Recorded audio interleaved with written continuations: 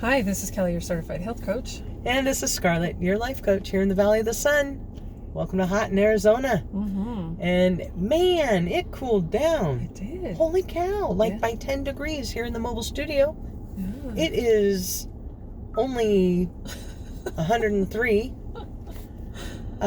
which, that's not bad. Yeah. 103? Better than it has been. 118. Oh my gosh.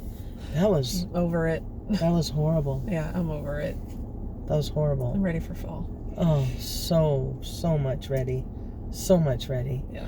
I am exhausted. Me too. How have you been? Good. Yeah? Good. How about you? So I'm going to wish you a happy birthday. Oh, thanks. Yeah, you're welcome. The big 5-0. Woohoo! Right on. Welcome. Yeah. Welcome. Yeah. Super Welcome. exciting. Yeah, I bet. How's the trailer? Trailer's good. Dude, you're already priming for paint? I primed and now I'm going to my paint. gosh. My next step is painting. I did all my spray painting. Like I spray painted all my hardware and the edge around the refrigerator. Holy cow. And then I can't believe this. now I'm going to spray paint all the light fixtures because they're like that Old. ugly yellow plastic stuff. Mhm. So I'm going to tape That's off the fine. lights and around the wall and then just spray paint. Did you ever get your cabinet? I did. And It's so cool. you got it installed? Well, it's in the trailer. My Oh, brother's coming back nice. this weekend to Oh my gosh. put it in there. Oh my gosh. I cannot believe. I know. I know. mean, this is like all coming together. It is. It is. I still need to get the That's tile crazy. and the flooring. Oh, I did get the paint, so Yes. I'm ready to paint. I got to get that done. awesome. Super excited. Awesome. I'm finally starting to see, Yeah. the progress. Right. Right. I know. When we first looked at it, I was like, oh my God. It just looked like a whole lot. It is a whole lot. It's just cosmetic stuff, but it's a lot. Yeah. Painting everything, ripping everything, and just. Yeah. But it'll be nice when it's done, and Oh, I'm super happy about so it. and excited. I'm excited to see Can't the wait progress. to see pictures. Yeah, Yeah. Yeah. Oh my gosh. That's awesome. yeah. How are you doing? I'm exhausted. I look Yeah. tired. I mean, I A little am. bit. I stayed up too late last night. Yeah, partying. Yeah. Me and a book. Yeah. I know how to party, let me tell Yeah. you. No, I stayed up. You know how you're like in a book and there's like this much left, Oh, right? yeah. And you're like, I could do that. I can't put it down now. I can do that. I know it's 2:00 in the morning, but I can do this real quick. I Right. can do this real quick. And I should have just gone to bed. But I wanted to finish it. It was it's called The Search for Purple Cows. Alrighty then. The Search for Purple Cows, A True Story of Hope by Susan Call. Call. Okay. It is heart-wrenching. Yeah. Holy cow. It was hard for me to read. It's an easy read, Mm-hmm. but there were parts that I had to stop Mm-hmm. because it's the story of her abusive relationship. And there were so many things that paralleled my second marriage. Mm-hmm. And even down to the things that this man said to her. And I thought, is this like in the Sociopath's Handbook? Or is it the same guy? What the heck? It was just amazing. I was just flabbergasted. But the thing was, it's like she starts off with her story and how they meet and she wasn't really interested and how he kind of wins her over. Mm-hmm. And then you read something and you go, ooh, oh no. She just keeps going, right? Mm-hmm. No, everything's good. Everything's going to get better and goes a little bit farther along. And then you're like, oh no, run. Yeah. She just pushes that aside and she just keeps going, keeps Yeah. going.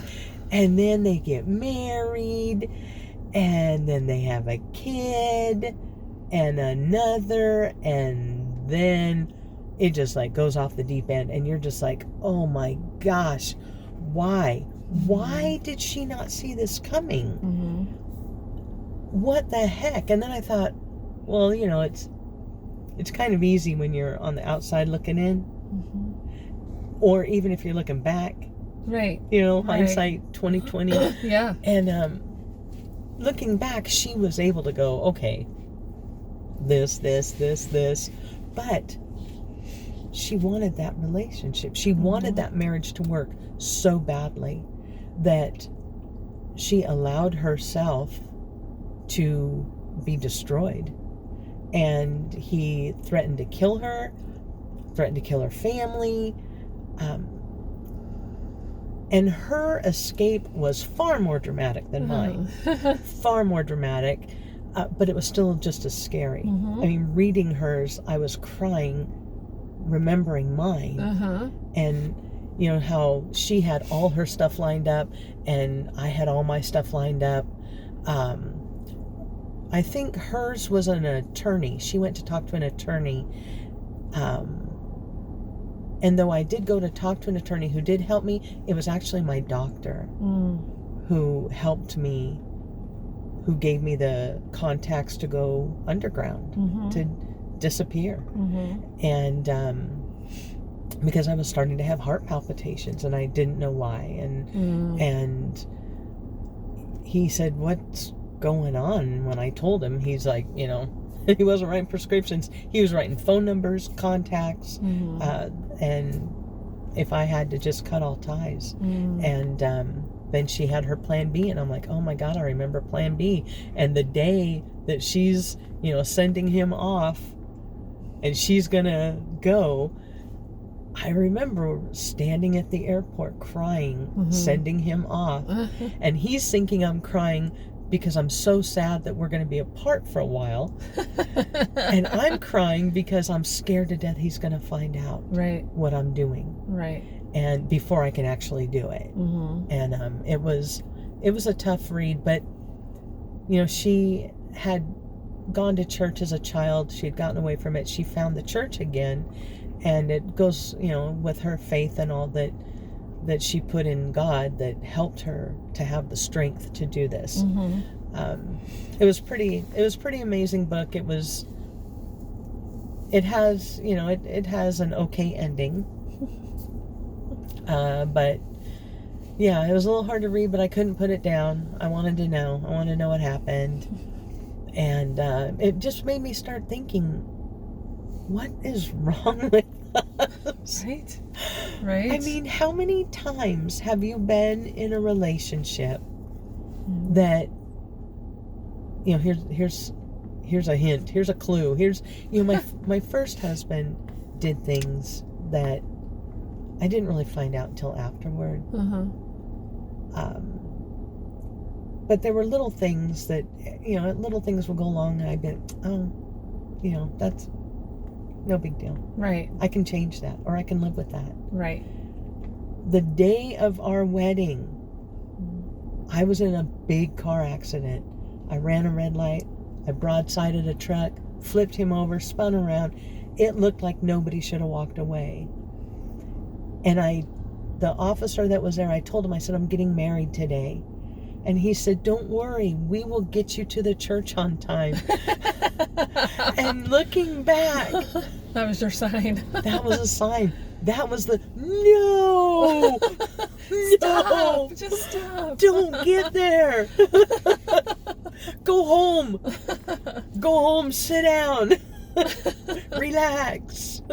And you know, that was like a huge sign, but I did it anyway. And then with my second husband, again, these signs, I mean, red flags were flying everywhere. It was amazing. You know, it looked like a drill team, man, with the flags going up in the air. And I overlooked every single one. And I don't know why. Because I didn't want to get married. So I hate thinking that was I desperate? I didn't even want this man to begin with, but he pursued me relentlessly. And it's was like... it desperation, or was it the fact that you didn't want to hurt his feelings? Or I don't know. Or did you deep down inside know that you had to be scared of him? You know what? That's kind of funny that you said that. I don't know, maybe. Maybe, because he did the oddest things. Like I was talking with my mom, and he was in the other room with my stepdad. They're probably watching some game on TV, and I'm talking with my mom about a friend of mine. And I was talking in a lowered voice. I didn't want to, bother the game. And what I was talking to her about was none of their business. It was a girl thing. And I guess he had come to the restroom, which was near where we were. I didn't notice. But the next thing, I go out to the living room, and I'm like, so where is he? And my stepdad says, I don't know. He got up a little while ago. Maybe he's out having a cigarette. So I went out to the backyard. He's not out there. I went to the front yard. He's not there. Searched the house. He's gone.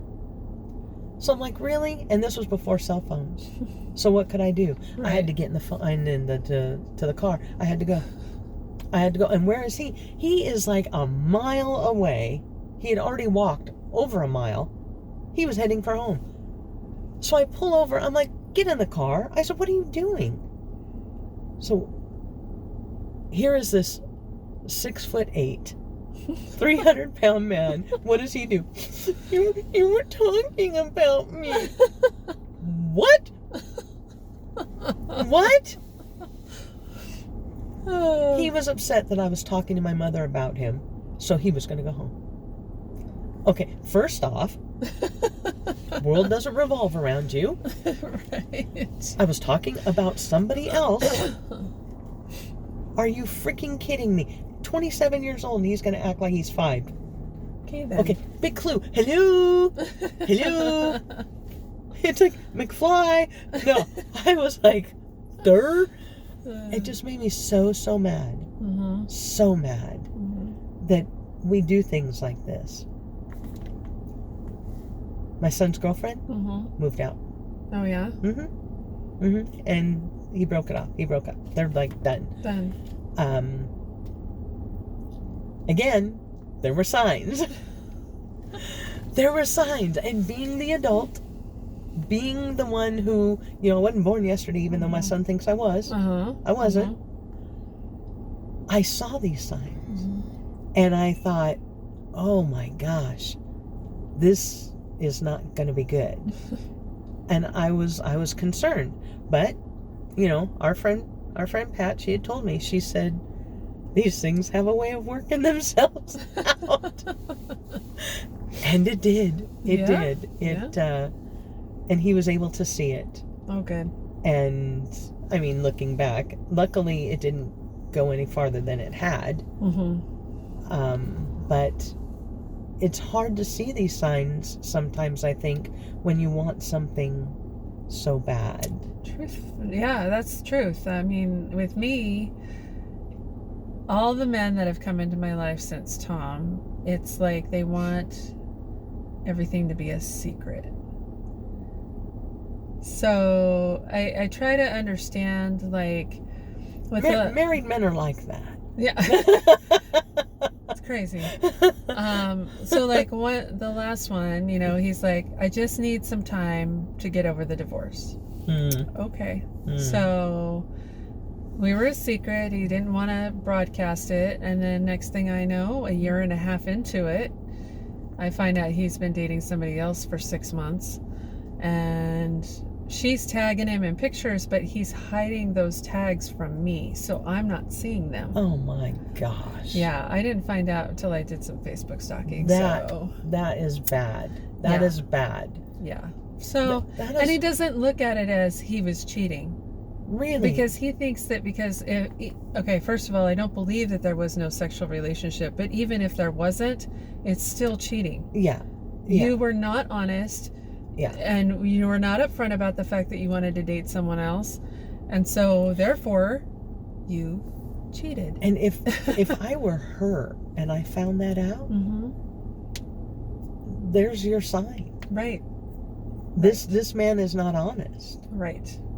It's amazing. It is amazing. And a lot of times, when people, what do they say? When people tell you who they are, believe them.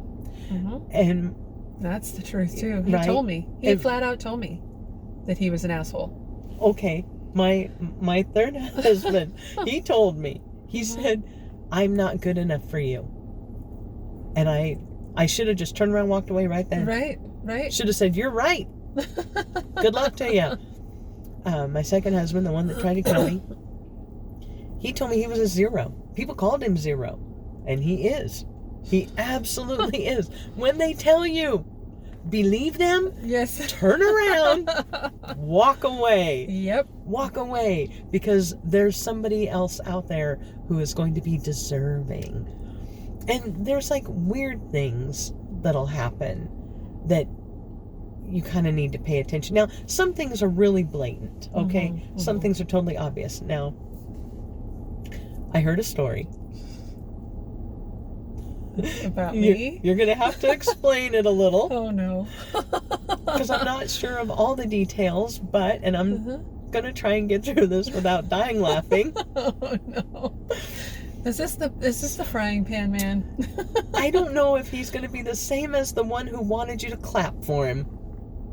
Oh, I totally forgot about that guy. Yeah. So, he wanted you to clap for him? Yes. And you hadn't even met in person. And we haven't even met yet. It was online dating. I totally forgot about that guy. Wow. Yeah, I've had some great stuff. And he's like, can you please clap for me? What? It's like, we didn't do anything. On the phone. And I'm like, why? Clap for him on the phone. And he goes, yeah, please, I just really love that. Would you What? please just clap for me?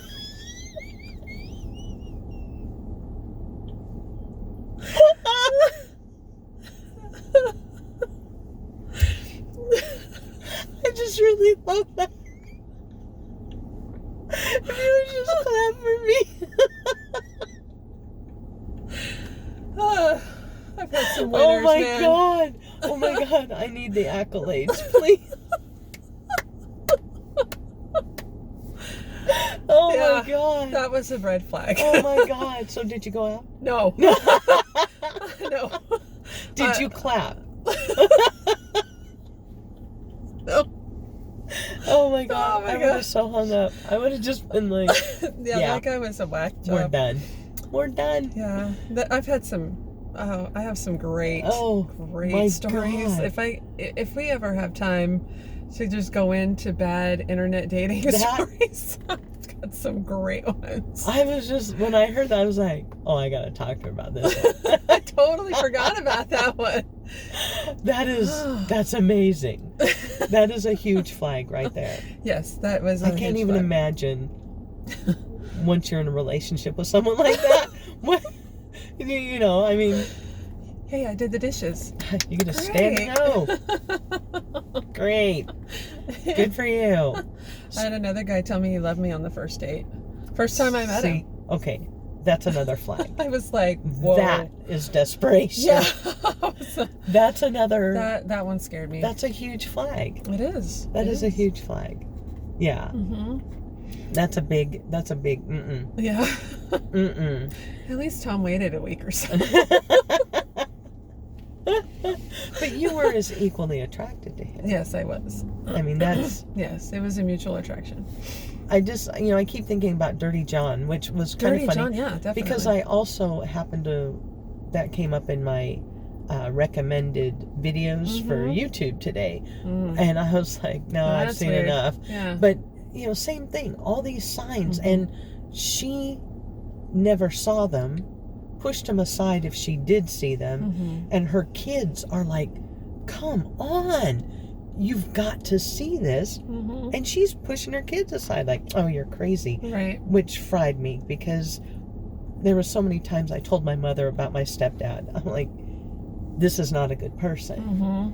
And she was like, oh, yes, he is. You don't know him like I do. It's like, exactly. And you're not paying attention like I am. Right. I think that when... and it's hard, I understand that. But when somebody is brave enough to warn us, I think we really need to step back and take a look at that. Right. And really think about it, because if it's truly something like our children or, a good friend, then we have to say, you know what, they're really looking out for our best interest. I no longer have a friendship because I was trying to look out for her best interest and she accused me of not being a friend. And which was very hurtful. Of course. It broke my heart. But I think we need to just step back and take a minute and look at it from their perspective, especially our children. Kids and dogs, man, they know people. They do. They know really people. And it's important that we pay attention to what they're saying, even if we don't want to believe it. Even if, more than anything, we want this relationship, we want it to work. Maybe they don't know the whole story, but take a step back and look at it from their point of view. And really, really weigh that. Because so many times I think that we really do want something. We're supposed to be with people. And, of course. And everybody loves to believe in love. Right. And we get lonely, and, we want that companionship and that affection. And so it's hard to, when that opportunity comes along, it's hard to say no to it sometimes. And, Yes. Yes. So it is. We have to, yeah. It is. It's hard because we, like you said, we get lonely, and especially as we get older, the kids are growing up. They don't need us. So now we really are kind of on our own. Well, and it's harder to find someone when we get older too. Right. Because they're all married or, so. Or they want somebody younger. Right. Because they think they're really hot. Right. Right. Well, they're going through middle age, and so they're, Yeah. Instead of, never mind. It's like, sure, these, well, we can talk about this another time, which I think we should. I think we should go into that whole older, younger thing and what that brings to the table and what it looks like, both from the outside and the inside. Right. But yeah, I think that we need to really pay attention to signs, especially when someone is like overly affectionate. That is like a huge sign. Right. When they are doing everything for you, and especially if they are trying to kind of alienate you from your friends and family. Huge flag. Sign. Huge flag. Huge. That's like the biggest flag right there. Oh my gosh. Both of my first husband and my second husband didn't like my friends, and felt that I spent too much time with my mother. And I was raised an only child. Right. Your mom's your friend. She was my best friend. We both lived at her parents' house. She was more like a sister, and we hung out a lot together, and we talked every single day. So you're not going to change somebody. No. You're not going to change them, and if they are trying to change you, walk away. Yes. Walk away. Exactly. Scary stuff. But it's important that we also raise our kids. Boys and girls. Absolutely. Boys and girls. Like I said, there were little red flags with my son and his girlfriend. Things that she had said, and maybe she only said them to me. And my little antenna went, woo! I was like, ooh, that's not good. That's not good. So, of course, I warned my son. I said, and he kind of went, nah, I know. So when he did put his foot down, then she said, I don't like this. And he said, well, there's the door. There you go. And so she took that. Luckily, she left the guinea pig. Oh, well. Oh, it broke my heart if she took my pig. Aw. I said, I see you're packing up, but are you taking the pig? And she said, you can keep it. I was like, score! Got Awesome. my pig. But I think, yeah, the book was really good. It was really good. Again, just watch for red flags. I don't think I will ever go into another relationship without like really dissecting it, maybe to the point of extinction, but well, that there's the book, and then it was turned into a movie. He's just not that into you. Oh yeah. That really goes into the red flags things, Oh yeah. And that's right. It's like, hey, if he's doing these things, then he's really not that into you, so Right. you really need to pay attention to it. Because someone who is going to treat you with love and respect. Yes. They're going to honor you. They're not going to try to own you. They're not going to try to break you down. When I look at the past couple people we've interviewed, they have really good, loving, strong relationships that are built on that respect. Right.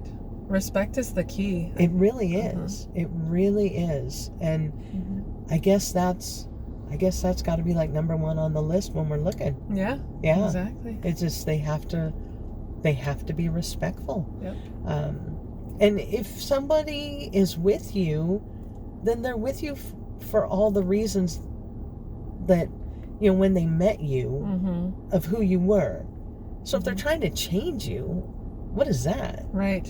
What is that about? Right. Anyway, so that was my rant for today.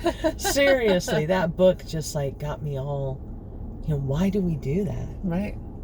Why do we sit there and miss those signs? Makes you wonder, huh? I had one guy that would only want to talk on text. And I tell him, and then he was always late. And I was like, I need to have phone conversations, in-person conversations. I need you to be on time. Okay. Yeah. And then the next time he would just keep texting, and he was late to a date. He kept pushing back the date time. And finally I said, you know what?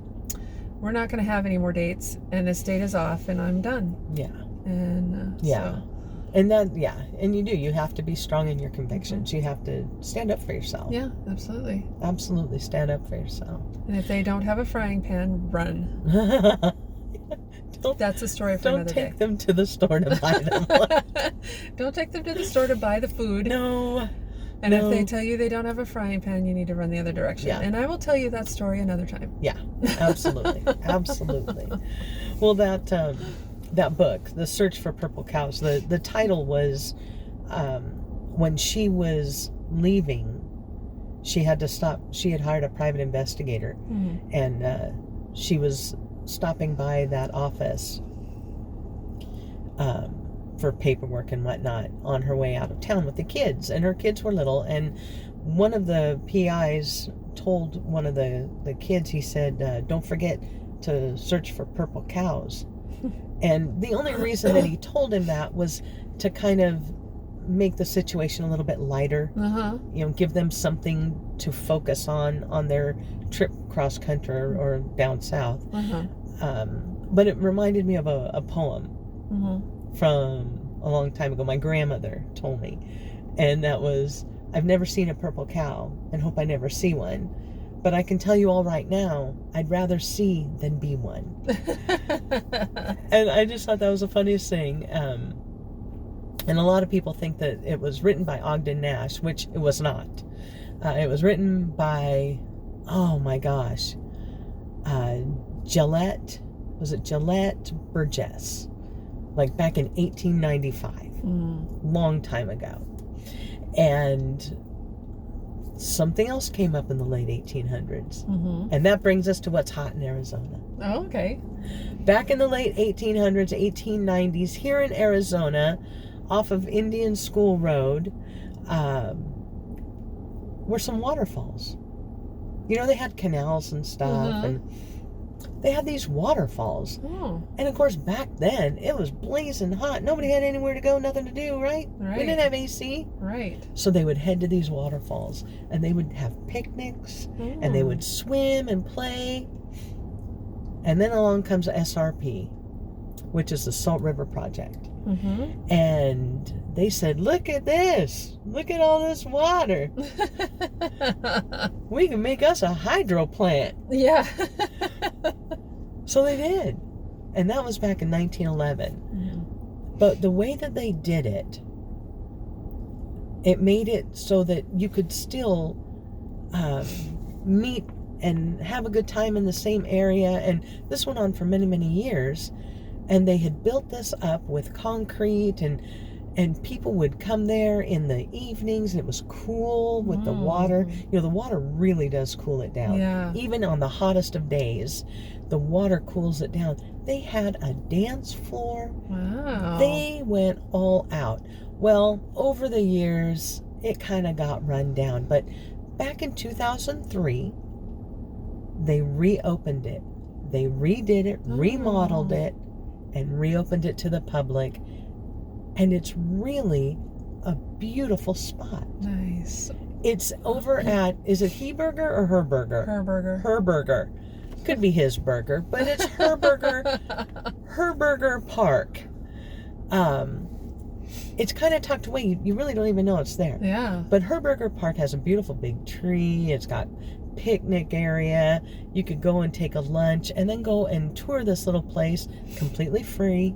Nice. You walk in and all these waterfalls are coming down off of this concrete spillway, and some of the old gears and wheels are behind the waterfall, and as the water is falling, you catch a glimpse of it. How cool. It's gorgeous. How cool is that? It is so beautiful. The dance floor is still there. There's ceiling fans above that help cool it down. It's really a nice place. It's not ever been busy when I've been there. Huh. Yeah, it's just super cool. Super cool to keep you cool on these hot summer days. Yeah. And it's free. Free So is always good. I know, right? Free is the best. Go check it Yes. out. And if you want to check out that book as well, again, The Search for Purple Cows by Susan Call. Really good book. Pay attention to the signs. Don't get caught. Yeah. Do not get caught.